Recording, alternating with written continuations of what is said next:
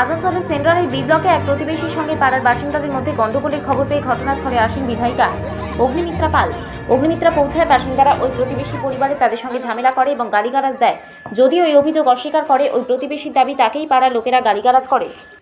যেটা বলছেন, ওনারা যেটা কমপ্লেন করেছেন যে গোটা পাড়ার সবাই নাকি ওনাদেরকে ওঠাতে চান, ওনাদের বাড়িটা দখল করতে চান। তো এখানে তো সবার নিজের নিজের বাড়ি আছে, এই এখানে একটা দুটো রুম কার দরকার পড়বে এখন কি? এখানে সবাই মিলে এতগুলো লোক মিলে ওদেরকে বাড়ি ছাড়া করতে চাইবে। প্রত্যেকটা লোককে এখানে জনে জনে কেউ বেরোলে পিছনে গেলে আসলে প্রত্যেককে গালিগালাজ করে।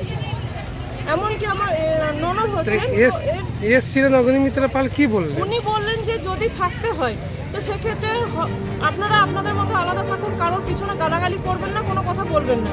আর পাড়ার সবাইকেও বলে গেলেন যে পাড়ার সবাই যেন ওদের সাথে কোনো রকম কোনো যোগাযোগ না রাখে, কোনো কথাবার্তা যেন না বলে। সমস্যাটা করে ওনারাই যখনই কেউ বেরোচ্ছে, আসতে যাচ্ছে, কিছু করছে, গালিগালা করতে শুরু করছে।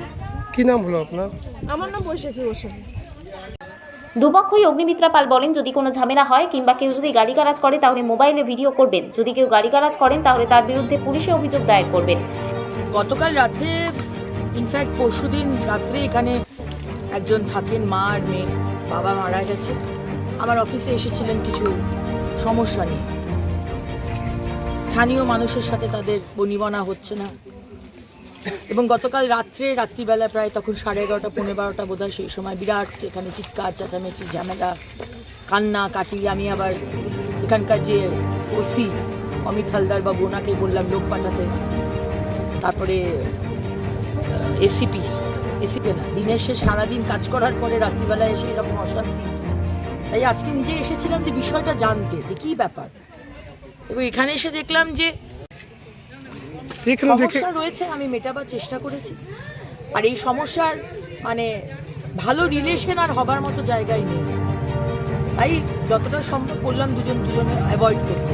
পুরো পাড়া ওনার সাথে কথা বলবেন আর এনারা পাড়ার সাথে কোনো সম্পর্ক রাখবেন না। তাতে যদি সমস্যার একটু সমাধান হয়।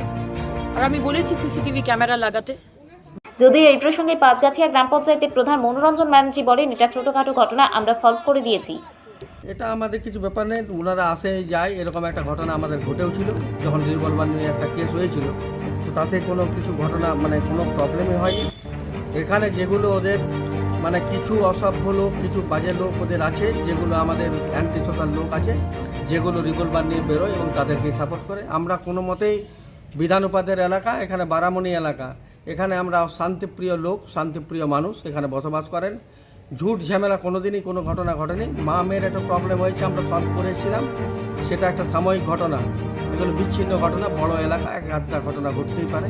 তো যাই হোক, উনি এসেছিলেন এবং আমাদের পরেই কথা বলে গেছেন, বা আমাদের পরেই কথা বলে গেছেন, যে বলেছেন যে এরকম মা মেয়ে আলিজি বিল করছে বা কোয়ার্টার দখল, এগুলো কোনো ফালতু কথা। কোনো দিনই এরকম ঘটনা আমাদের এখানে ঘটে না বা ঘটবেও না। যেহেতু মানিক উপাধ্যায়ের এলাকা এককালে ছিল, এখন নবরূপকার, উনি ছিলেন রূপকার, তো নবরূপকার এখন বিধান উপাধ্যায়। তো তার এলাকায় এইসব ঘটনা, ফালতু কথা, ফালতু ঘটনা এগুলো এসছেন, ঠিক আছে। উনি দেখেও গেলেন যে এখানকার 90% মানুষ আমাদের পক্ষেই আছে, এক আধজন ওটা বিচ্ছিন্ন ঘটনা ঘটতেই পারে। কি নাম হলো আপনার? মনোরঞ্জন ব্যানার্জি, প্রধান পাঁচগাছিয়া পঞ্চায়েত।